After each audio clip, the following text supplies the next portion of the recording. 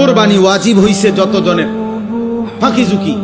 কোরবানি ফ্যামিলির মধ্যে ছেলে উপার্জন করে, বাবা উপরে কোরবানি ওয়াজিব, ছেলের উপরেও কোরবানি ওয়াজিব।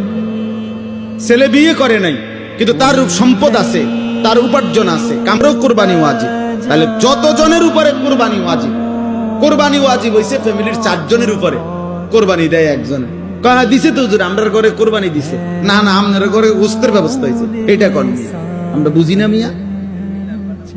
সবাই মিলে যা আব্বার নামে দিছেন, সবাই টাকার থেকে অর্থ হইলে আপনার ঘরে কোরবানির দিন খাওয়ানোর কি ব্যবস্থা হয়েছে, গোস্তের ব্যবস্থা হয়েছে, কোরবানি হয় নাই।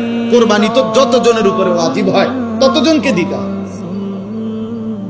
ততজনকে দিতে হয়। আব্বার জন্য বাড়িতে টাকা পাঠাইছি 30,000, বাড়িতে কোরবানি হইতেছে, আপনি তো প্রতি বছরই, আরে বছরের অন্য মাসে তো তুমি মিয়া বাড়িতে টাকা পাঠাও, তো হেসুমি টাকা কি কোরবানির লেগে নি দিছ? তাহলে বাবার জন্য তো মানুষ উপার্জন করার কারণে ঘরে তো টাকা দেয়, সেই এই কারণে কি তার কোরবানি মাফ হবে? তোমার কোরবানি কই? অসংখ্য মানুষ বিষয়টাকে ঝামেলা মনে করে, পেরেশানি মনে করে, ভালোভাবে বুঝতে চেষ্টা করে না, মনে করে এই সামাজিক একটা রসুম হিসাব।